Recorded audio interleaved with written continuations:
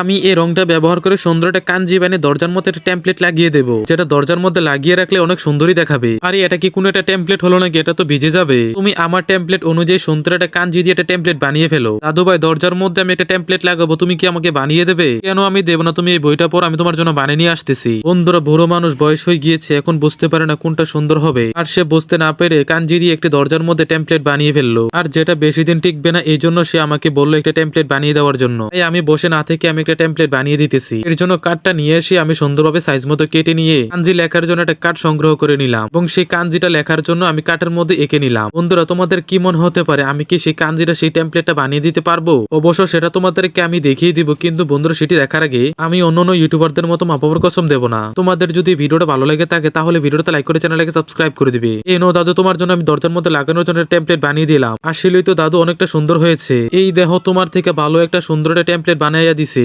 আসলেই তো টেমপ্লেটটা তো অনেক সুন্দর হয়েছে। তো বন্ধুরা, ভিডিওটা লাইক করতে কিন্তু ভুলবেন না।